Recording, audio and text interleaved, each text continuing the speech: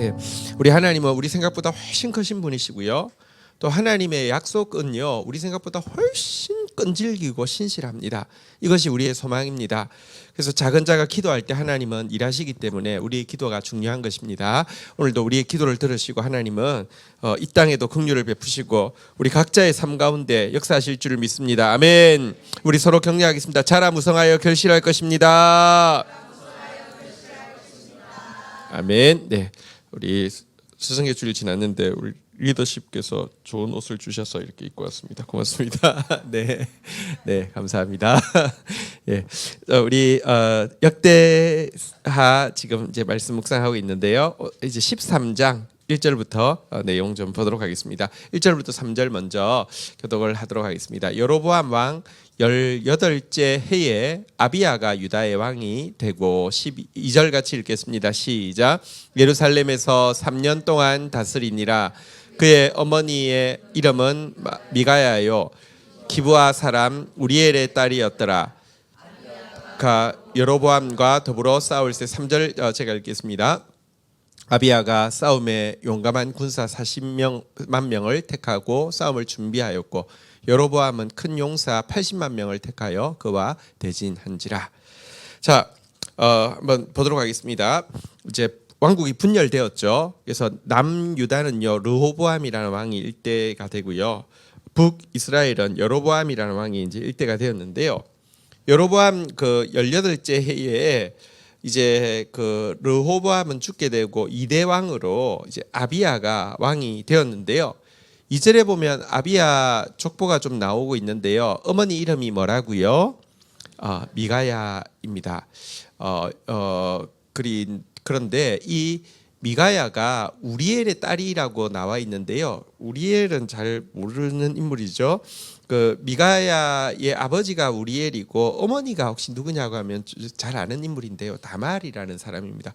혹시 들어본 것 같지 않습니까? 압살롬의 여동생이었고 이제 암논에게 강간을 당했던 일이 있는데, 그래서 이제 그 아마 우리엘이라는 사람이 좀 착했는지 어쨌든 뭐 그렇게 이제 결혼을 시켰던 이런 일이 있습니다.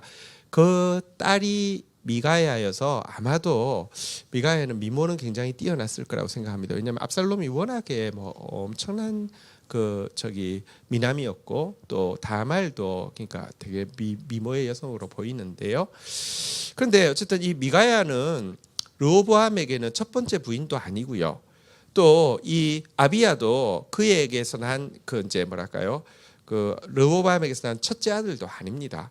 그런데 왕위를 잇게 되죠. 우리가 앞부분에서 좀 나왔지만 사실은 아마 왜 왕위를 잇게 되었을까? 일단 그 아내 그 두 번째 아내인 미가야가 너무 미모가 좀 세서 왕이 정신을 못 차린 것도 있는 것 같고요. 두 번째는 미가야가 굉장히 강한 우상 숭배자였습니다. 그러니까 이게 훨씬 그 뭐랄까요? 미모가 있는데 우상 숭배자가 되게 집요하잖아요, 그죠? 그래서 그 보면 약간 그 아버지 르호보암이 약간 초창기 잘했어요. 근데 왕위 계승 딱 하고 나서부터 사람이 팍 변해가지고 완전히 막 엉망으로 하게 되잖아요, 그죠? 아마 그 전까지는 어쨌든 이 왕위 계승 문제 때문에 계속 괴롭힘을 미가야로부터 이제 괴롭힘을 이제 괴롭힘을 당하다가 아마 이제 왕위 계승하고 나니까 좀 편해졌는지 타락을 하게 된 어쨌든 계기가 있는 것 같습니다. 그래서 별로 이 아비야라는 이 왕 자체가 그렇게 제대로 하나님의 뜻에 의해서 세워진 왕 같지는 않습니다. 그러나 어쨌거나 그때 3절에 보니까 큰 전쟁이 나가지고요. 유다같이 작은 나라에서 40만 명 군대면 대단한 군대고요. 북이스라엘 같은 경우도 80만 명이면 진짜 엄청난 군대죠. 이건 뭐 굉장한 이제 싸움이 일어나게 되었고요. 근데 두 배나 어쨌든 북이스라엘이 많은 상황이 위기에 처하게 되었는데요. 4절부터 7절까지의 내용에 보면 이제 아비야가 이제 이 전쟁에서 하는 말이 나옵니다. 아비야가 에브라임 산중 스마라임 산 위에 서서 이르되 여로보암과 이스라엘 무리들아 다 들으라. 4절 5절 같이 읽겠습니다. 시작. 이스라엘 하나님 여호와께서 소금 언약으로 이스라엘 나라를 영원히 다윗과 그의 자손에게 주신 것을 너희가 알 것이 아니냐. 일단 하나님께서 다윗에게 너 왕위를 주겠다는 것은 한번 따라하겠습니다. 소금 언약. 소금 언약이라는 것은 이제 변하지 않는 언약이라는 것입니다. 그러니까 하나님께서 이 다윗에게 나라를 주겠다는 것은 소금 언약이었다. 너희도 알고 있지 않느냐? 이 소금 언약이라는 단어가 굉장히 중요합니다. 그래서 소금 언약입니다. 여러분 하나님께서 우리에게 주신 언약은요. 한번 따라하겠습니다. 소금 언약. 이거는 우리가 좀 잘한다고 우리가 좀 못한다고 변하는 게 아닙니다. 우리의 신실성에 만약에 기반이 크게 있다고 하면 아니면 50대 50만 있어도 우리 중에 아무도 하나님의 약속을 받을 수 없습니다. 우리 생각보다 하나님의 신실성은 엄청 큽니다. 소금 언약이다 이렇게 이야기하고요. 그런데 6절 한번 볼까요? 다윗의 아들 솔로몬의 신하 느밧의 아들 여로보암이 일어나 자기 주를 배반하고 7절 남봉군과 잡배가 모여 따름으로 스스로 강하게 되어 솔로몬의 아들 르호보암을 대적하였으나 그때 르호보암이 마음이 여리고 연약하여 그들의 입을 능히 막지 못하였느니라 라고 하면서 소금 언약임에도 불구하고 여로보암과 함께 너희들이 반역을 일으켰다라고 이야기를 하고 있죠. 그리고 나서 8절 9절 교독하도록 하겠습니다. 이제 너희가 또 다윗의 자손의 손으로 다스리는 여호와의 나라를 대적하려 하는도다. 너희는 큰 무리요 또 여로보암이 너희를 위하여 신으로 만든 금송아지를 가 너희와 함께 있도다. 9절 끝이 읽겠습니다. 시작. 너희가 아론 자손인 여호와의 제사장들과 레위 사람들을 쫓아내고 이방 백성들의 풍속을 따라 제사장을 삼지 아니하였느냐? 누구를 막론하고 어린 수송아지 한 마리와 순양 7마리를 끌고 와서 장립을 받고자 하는 자마다 허무한 신들의 제사장이 될 수 있도다.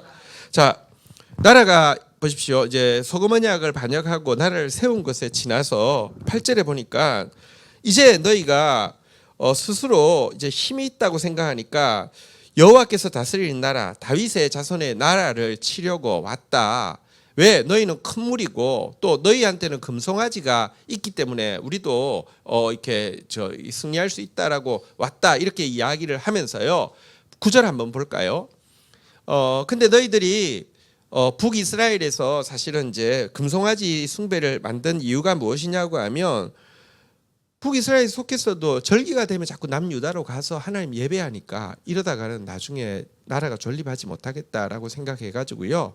그 대체물로 금송아지를 만들었잖아요. 그러고 나니까 경건한 레위인들이 그 남쪽으로 도리어 내려오게 되고요.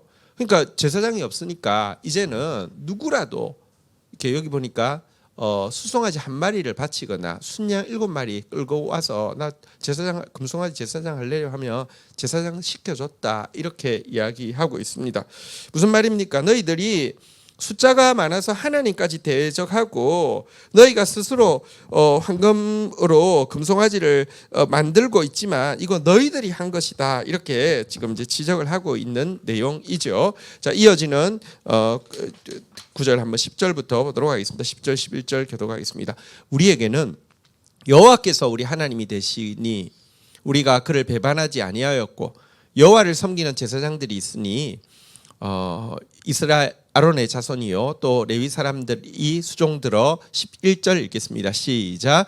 매일 아침 저녁으로 여호와 앞에 번제를 드리고 분향하며 또 깨끗한 상에 진설병을 넣고 또 금 등잔대가 있어 그 등에 저녁마다 불을 켜나니 우리는 우리 하나님 여호와의 계명을 지키나 너희는 그를 배반하였다. 그가 이제 내세웁니다. 북이스라엘과 자신들의 차이를 이야기합니다. 우리는 10절에 보니까요. 하나님이 우리와 함께 하신다. 그리고 하나님의 제사장들이 우리에게 있다. 11절에 보니까 하나님께 드리는 깨끗한 예배가 우리에게 있다. 우리는 여호와의 계명을 지금 지키고 있다. 물론 여러분 이스라엘 유다가 혹은 또 아비야가 여호와의 계명 제대로 지킨 거 아닙니다. 그렇지만 기본적인 거 다시 말하면 하나님을 금송아지 대신 하나님을 섬기지요. 그 섬기는 제사장들이 레위인 하나님의 말씀대로 레위인들이죠. 그리고 하나님께서 제정하신 원칙대로 예배가 드려지고 있으니까 우리는 계명 지키고 있다. 너희는 배반했고 우리는 계명 지키고 있다. 이렇게 이야기하면서 12절 같이 읽도록 하겠습니다. 이 마지막 절입니다. 읽겠습니다. 시작. 하나님이 우리와 함께하사 우리의 머리가 되시고 그의 제사장들도 우리가 함께하여 전쟁의 나팔을 불어 너희를 공격하느니라. 이스라엘 자손들아 너희 조상들의 하나님 여호와와 싸우지 말라. 너희가 형통하지 못. 마지막으로 이렇게 아비야가 자기들보다 2배나 많은 80만 명의 군대를 향해서 마지막으로 한 이야기입니다. 하나님이 우리와 함께하고 하나님이 우리 머리시다. 그의 제사장들도 우리와 함께한다. 그리고 하나님께 부르짖는 전쟁의 나팔을 하나님께 불어서 너희 만약에 전쟁이 시작되면 하나님께 전쟁의 나팔을 불 것이다. 그러니 너희들 하나님과 싸우지 말라. 너희들 결코 형통하지 못할 것이다. 이렇게 전쟁을 그치라고 돌아가라고 권면을 하고 있습니다. 하지만 여러분 여로보암이 사실은요 솔로몬에게 박해받을 때에 하나님께서 약자의 편이시기 때문에 그에게 찾아가 주셨고요. 솔로몬의 악행이 있기 때문에 10지파를 너에게 맡겨주신다. 이때만 해도 그도 하나님을 믿는 자였고 하나님으로부터 약속을 받은 자지만 실제 왕이 되고 나니까 여러분 나라를 경영을 해야 되는데 이 여호와께로 자꾸 가면은 자기 나라에 손해가 된다고 생각하니까 금송아지 만들고요. 또 나라가 자꾸 커지고 군사력이 많아지고 하니까요. 이제는 뭐 굳이 여호와 없어도 돼 이런 제 생각이 있었던 거죠. 지금 여호와의 이름으로 전쟁 끝이라고 이야기하지만 이 연설을 듣고 있을 때 여로보암은 무엇을 하고 있었습니까? 13절 한번 볼까요? 여로보암 한번 보겠습니다. 같이 읽겠습니다. 시작. 여로보암이 유다의 뒤를 둘러 복병하였으므로 그 앞에는 이스라엘 사람들이 있고 뒤에는 복병이 있는지. 연설하고 있을 때 이미 복병을 다 보내가지고요. 웃기는 소리 하고 있네 하고 뭐 여호와 웃기는 소리 하고 있네 이렇게 되었습니다. 이게요.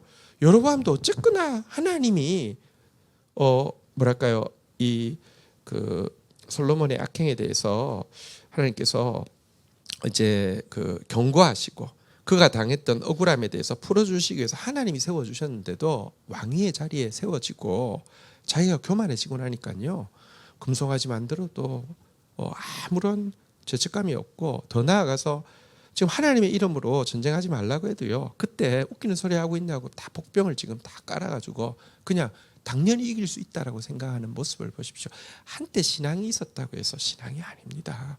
여러분 신앙이란 뭐냐고 하면 주님 앞에 설 때까지 계속 겸손함을 유지해야지만 신앙이 하나의 무슨 내가 영적 지식이 되면 내가 뭐 수학 공식 하나 외워서 평생 안 잊어버리면 그런 것처럼 나 예수 믿으면 구원받아 이 머리 지식 하나 가지고 있으면 구원받는 것이며 그런 거 아닙니다. 구원은 하나님 앞에서 끝까지 겸손한 것인데요. 여로보암은 그런 거 완전히 잃어버렸습니다. 자 이렇게 되자 14절 한번 보도록 하겠습니다. 같이 읽겠습니다. 시작. 유다 사람이 뒤를 돌아보고 자기 앞뒤에 적병으로 말미암아 여호와께 부르짖고 제사장들은 나팔을 부니라. 자, 근데 지금 상황이 연설을 했지만 아비야가 그렇게 믿음이 있었겠어요? 또 그 연설을 듣고 있었지만 유다 백성들 군사들 역시 믿음이 있었겠어요. 그런데 상황이 너무 급박해지니까 할 수 있는 게 아무것도 없습니다. 그래서요 제사장들은 워낙에 하나님 앞에서 전쟁할 때 나팔을 불라고 했으니까 나팔을 불고요. 백성들은 이 군사들은 하나님 앞에 부르짖게 되었습니다.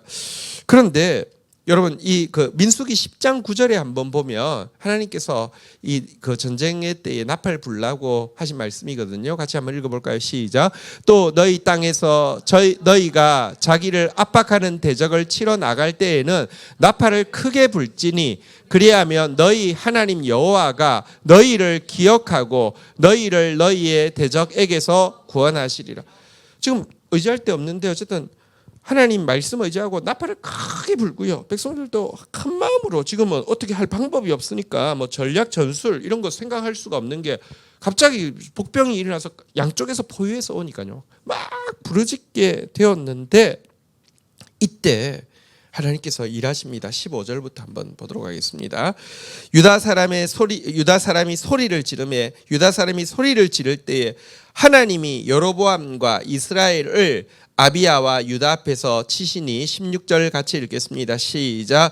이스라엘 자손이 유다 앞에서 도망하는지라 하나님이 그들의 손에 넘기셨으므로 17절 제가 있습니다. 아비야와 그의 백성이 크게 무찌르니 이스라엘을 택한 병사들이 죽임을 당하고 엎드린 자들이 50만 명이었더라. 18절 읽겠습니다. 시작.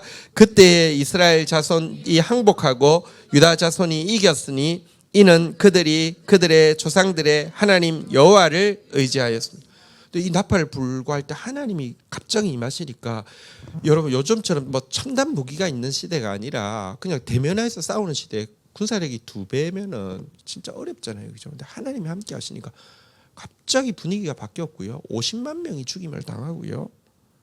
그런데 18절에 보니까 이 승리의 원인을 명확하게 제시하고 있습니다. 이는 그들이 한번 따라하겠습니다. 그들의 조상 하나님 여호와를 의지하였습니다. 하나님 여호와를 의지하여서 엄청난 승리를 거두게 되었는데요. 자, 이어지는 내용 이제 본문은 21절까지인데요. 한번 본문 끝까지 한번 일단 먼저 보겠습니다. 19절. 아비야가 여로보암을 쫓아가서 그의 성읍들을 빼앗았으니 곧 베델과 그 동네들과 여사나와 그 동네들과 에브론과 그 동네들이라. 20절 같이 읽겠습니다. 시작. 아비야 때에 여로보암이 다시 강성하지 못하고 여호와의 치심으로 말미암아 죽었고. 21절 같이 읽겠습니다. 끝절입니다. 시작. 아비야는 점점 강성하여 아내 14을 거느리고 아들 22과 딸 16을 낳았더라.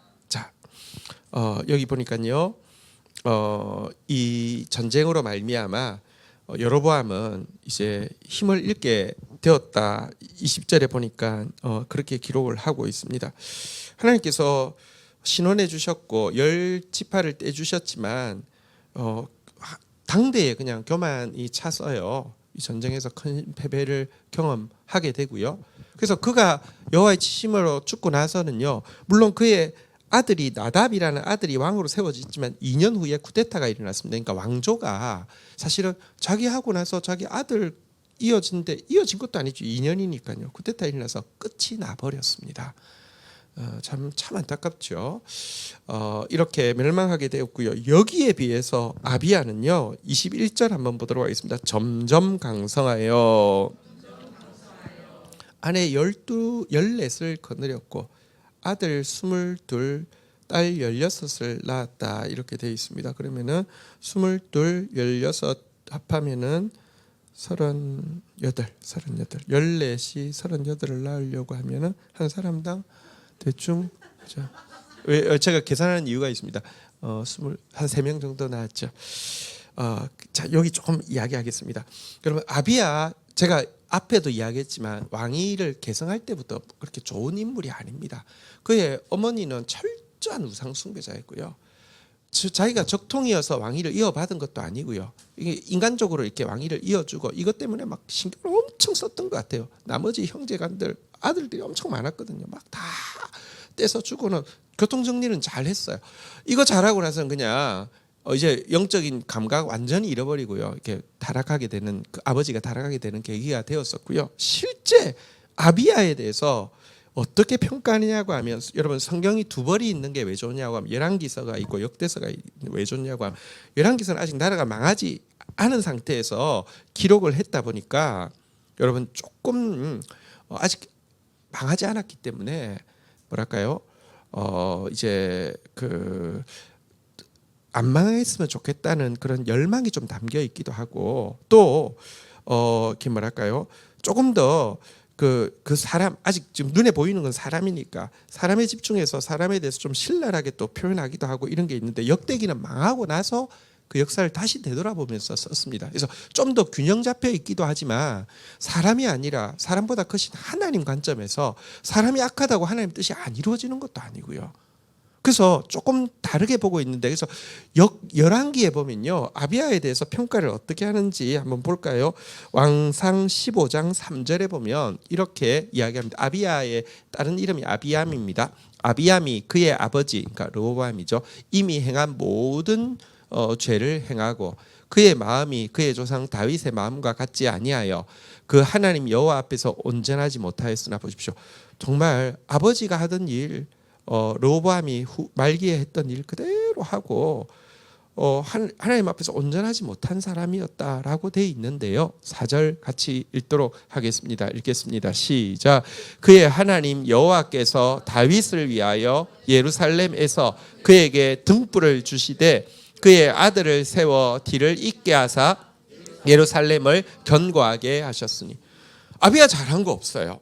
그런데 하나님께서요, 다윗 때문에, 다윗에게 주신 언약이 뭐라고요? 소금 언약 때문에 다윗의 후손을 통하여서 메시아를 주시겠다고 약속하신 그 언약을 이루기 위해서